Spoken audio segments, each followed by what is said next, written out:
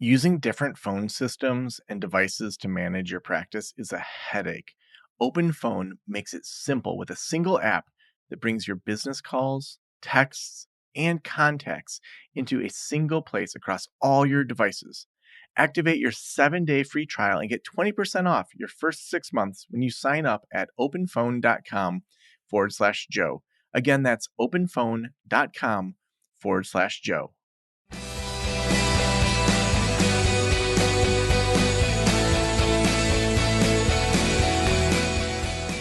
This is the Practice of the Practice podcast with Joe Sanok, session number 1020.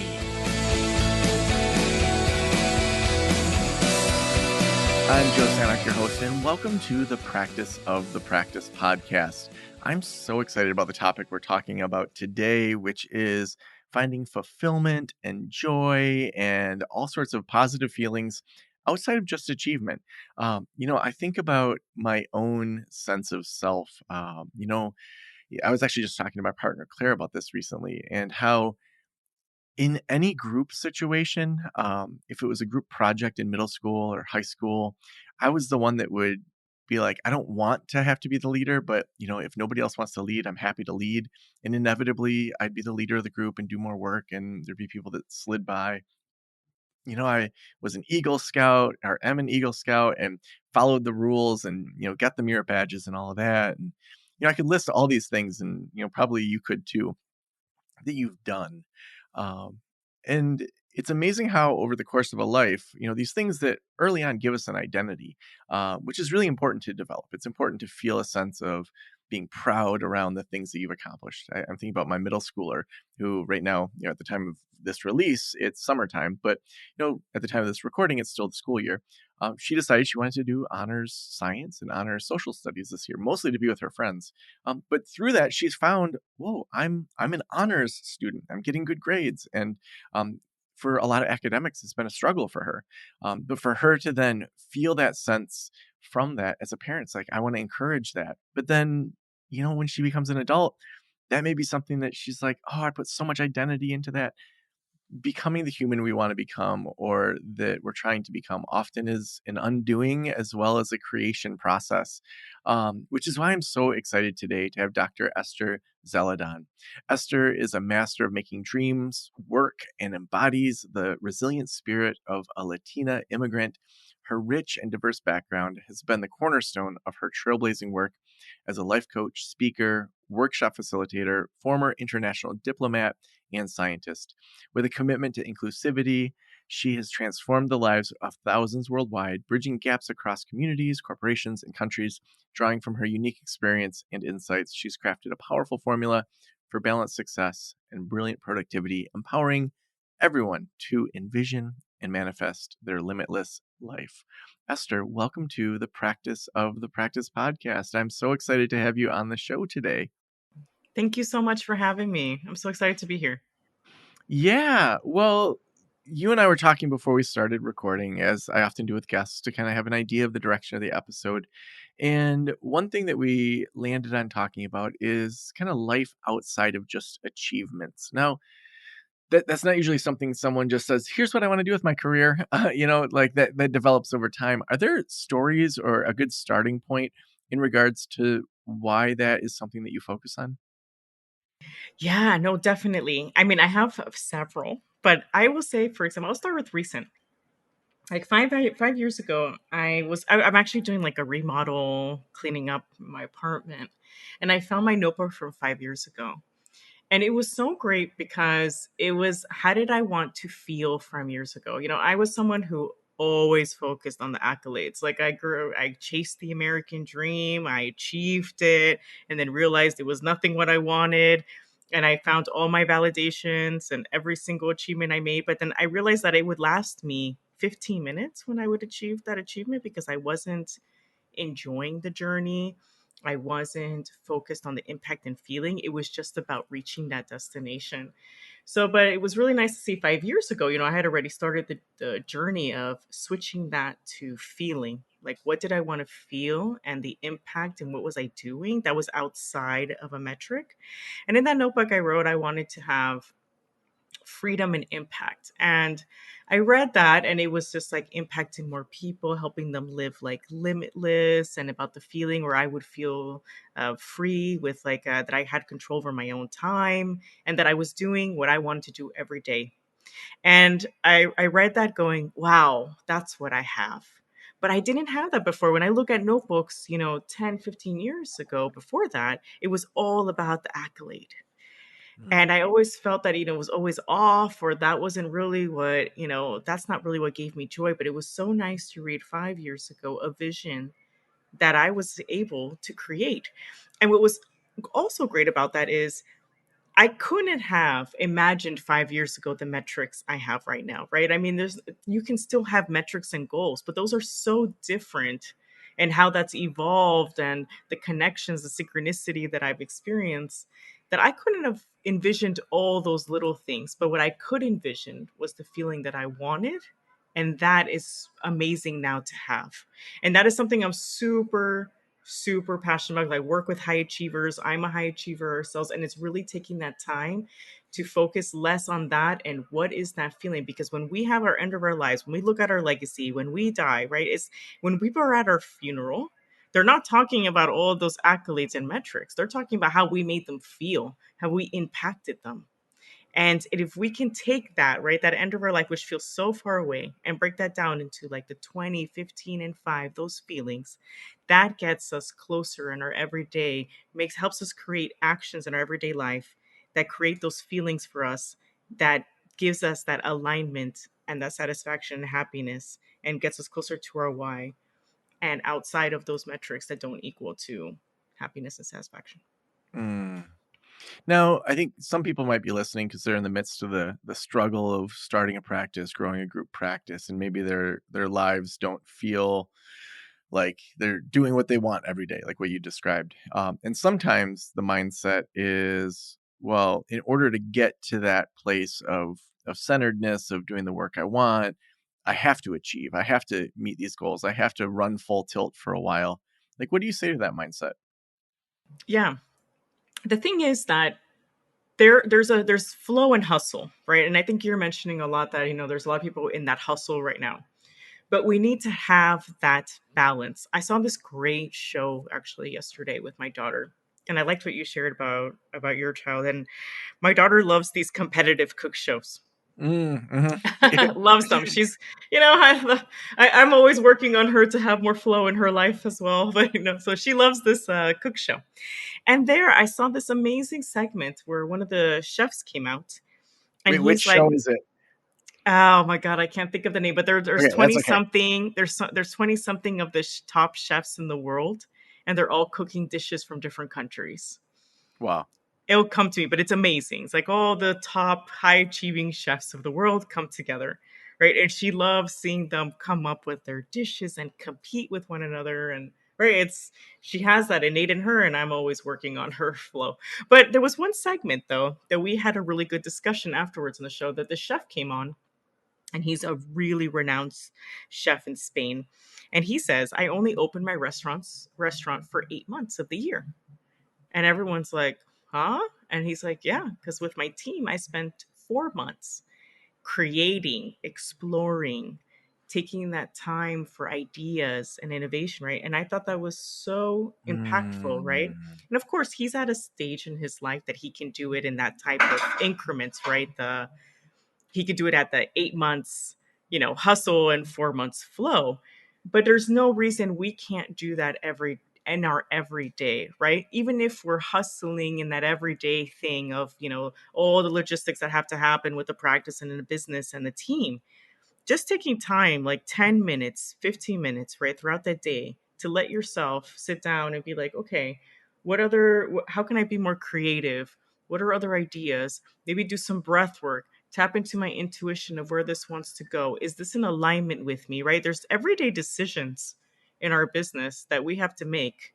That, is this in alignment with us? This is what we want to do, but we need to pause, right? So I mm, think that's my message for folks, is like, even in the hustle, there's so much gift in the pause that we don't do, and that we don't open ourselves up to receive.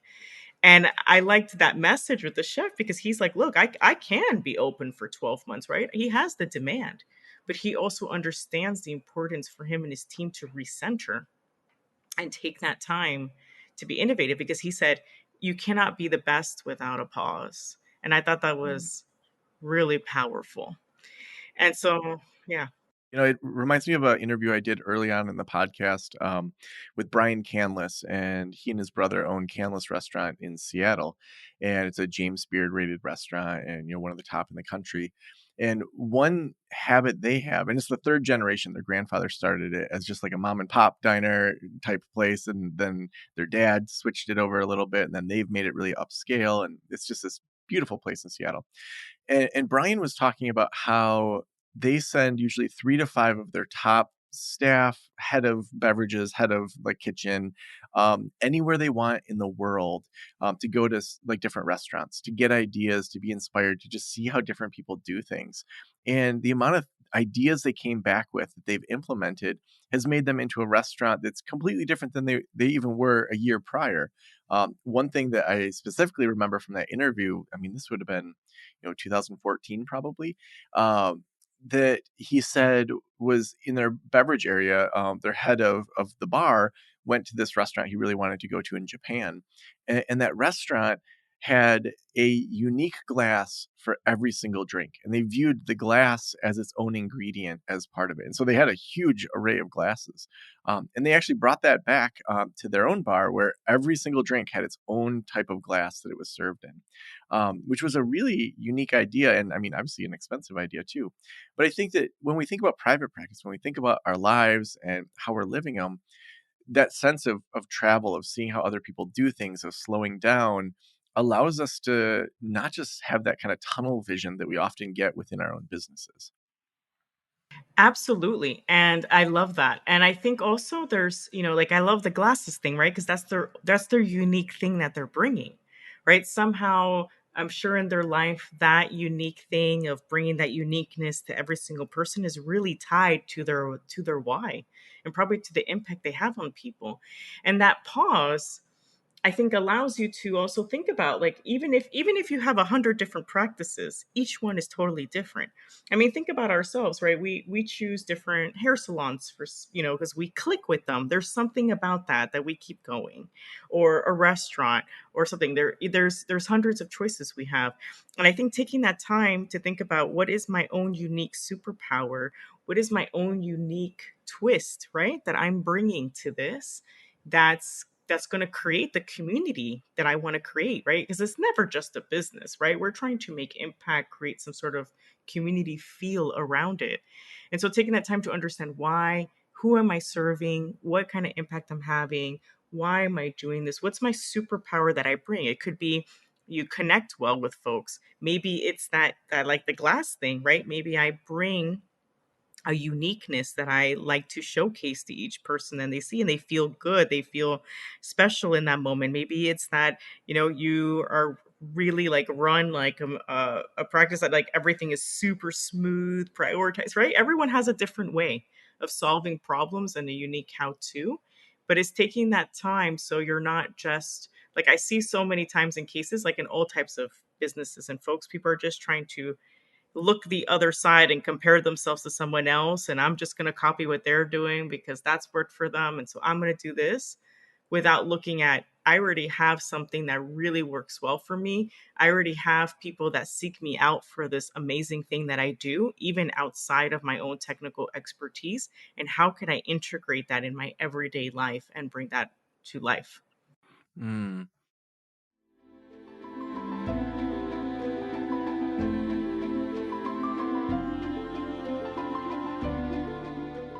From new patients faced with an empty lobby and no idea where to find their therapist, to clinicians with a session running overtime and the doorbell ringing, some of the most anxiety ridden moments of a therapy appointment happen before a session even starts.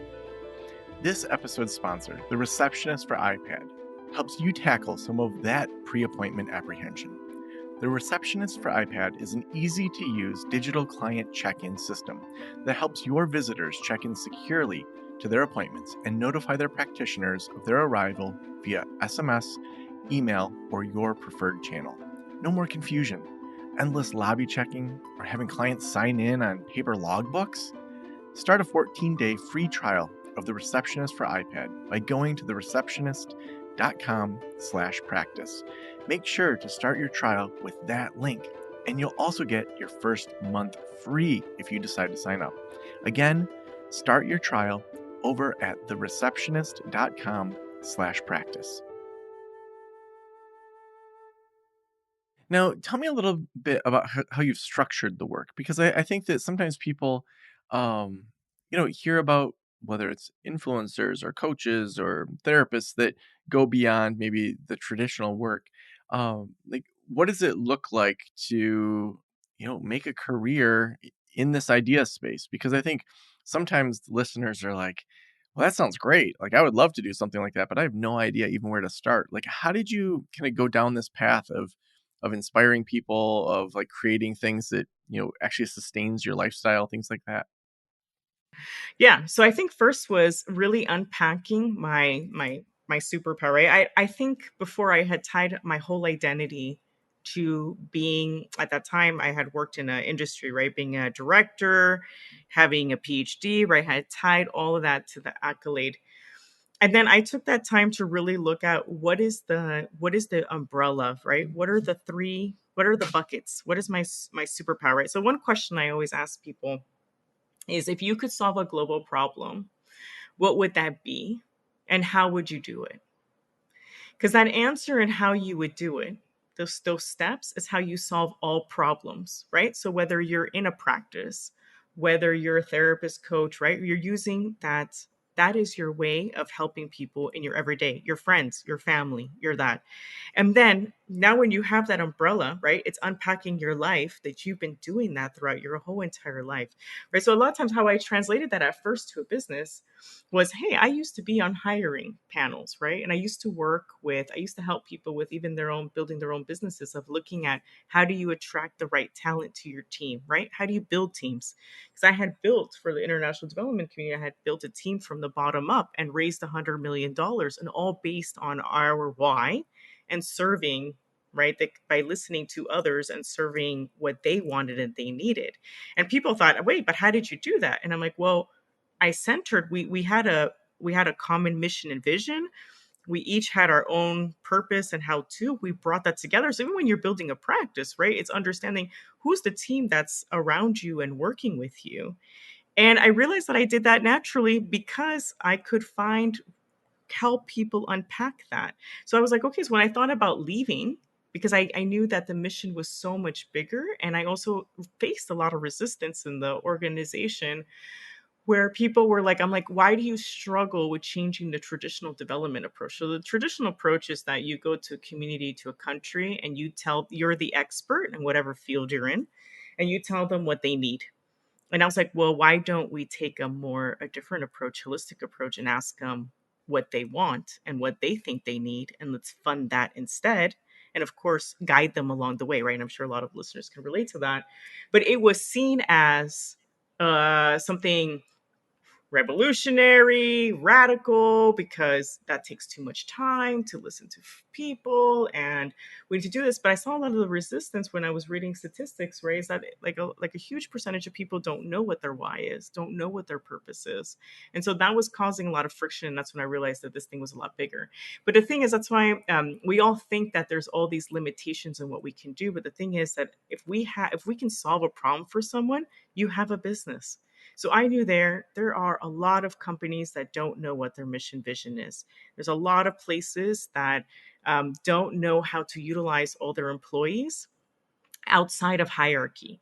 There are people who are frustrated even after achieving all the metrics, that don't know why they're frustrated. They feel guilty about being frustrated. And there was a lot of collaborations I've done, for example, with therapists that are like, hey, can you help with I enjoy the coaching part, right? So can you help with the action planning and taking them to the next steps, right? So I found that I'm very strong in collaborations, that I can help solve pain points for folks. And I made that into a business. And I think a lot of us have these skills, right? Have our own superpower. We already are resolving problems for people every single day. And it's just a matter of repackaging that into something to serve someone. And so I always say, we're not selling, we're serving. And I think that's something also that the listeners can hear, right? If we change it to rather as it's we are serving the population, right? We're not trying to sell a service, we're trying to solve a problem in their own lives, then it becomes a lot easier than to then go forward, right? Because I always get these people like, oh, but I don't like selling. Oh, that's too uncomfortable or that this, but I'm like, but you're not selling, you're serving. You're serving a population that you can serve at that moment. Hmm. Now, if you think about the average clinician who owns their private practice, either a solo practice or group, what are some starting points for them to think through their why and to maybe get back to some of those emotions to help guide their practice?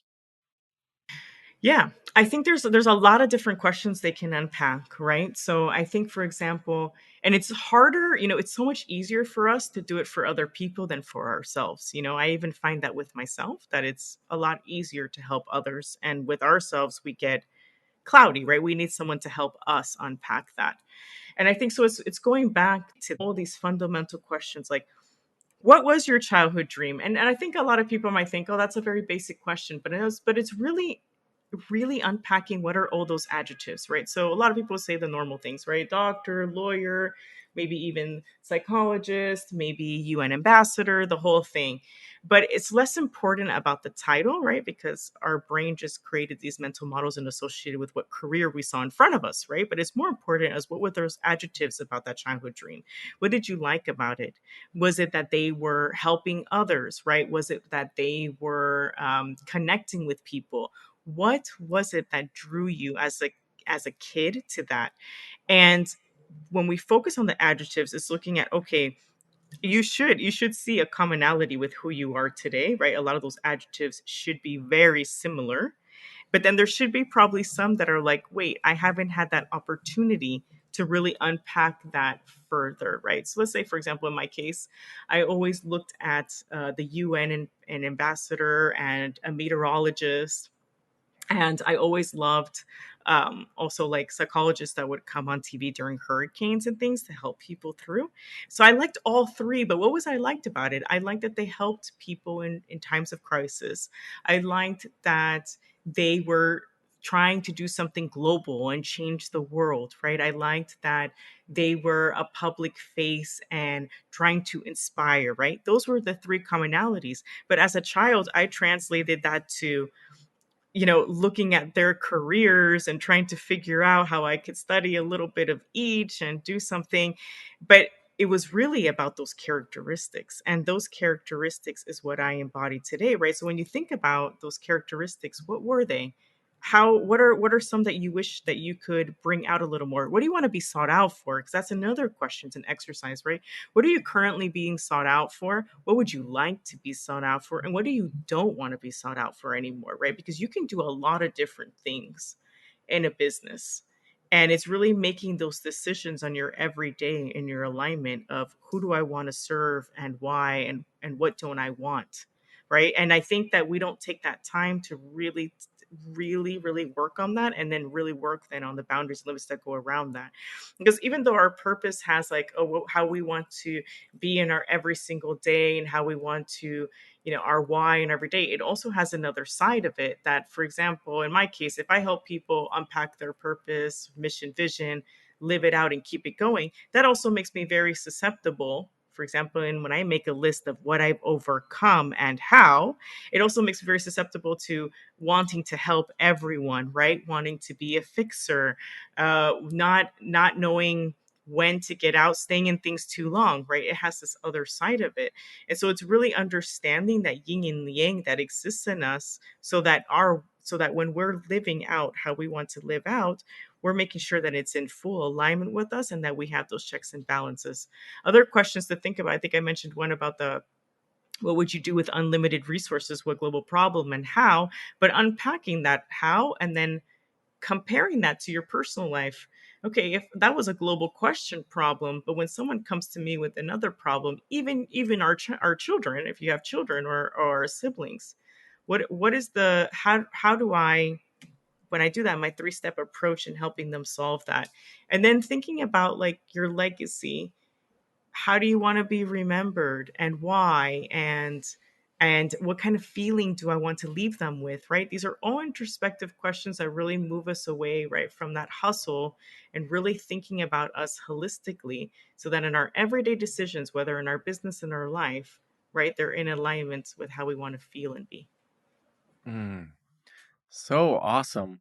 The last question that I always ask is, if every private practitioner in the world were listening right now, what would you want them to know? I want them to know that they are unique, that they have a superpower, that what they're doing is really making a huge impact in the world. And I think we don't say that enough. That you are living your highest aspirations, and continue to do so. Don't give up on it. And even if what you're trailblazing in your practice is different, but it feels in alignment with you, do it, because it may not exist yet, but it may be the right thing for you and for the people you serve. So awesome. And Esther, if people want to connect with you, if they want to learn more about your work, where should we send them? Yeah, I'm on LinkedIn, Esther Zeledon, my name. And then I'm also on Instagram. I have a more fun channel, Be Act Change, which is like be yourself, right? Take that action and then change the world. So awesome. Well, thank you so much for being on the Practice of the Practice podcast. Thank you. Thank you so much for having me.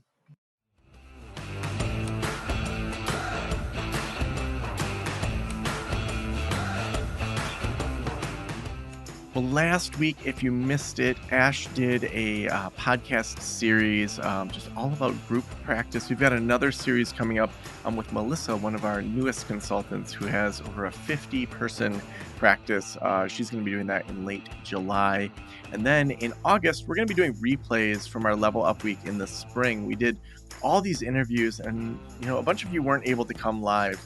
So we're going to be playing those starting August 1st for our Level Up Week series. It's actually going to be throughout most of August. And so how to start a private practice with myself and guests, marketing a practice with Steve Turney, how to start a group practice, psychedelic-assisted therapy, figuring out your return on investment, tons of different areas that we're going to be covering throughout August. So that is all coming up. If you do want to work with one of our consultants, I would love to talk with you for 30 minutes. We will dig into where you're at, where you're headed, and how you think through the return on investment for your time and money in regards to consulting. You can apply over at practiceofthepractice.com/apply, and we'll find a time to chat to see if consulting might be a good fit for you. We have more than enough people applying for it, and so there's no reason to squeeze you into anything. We just talk about where you're at and what would be a good fit.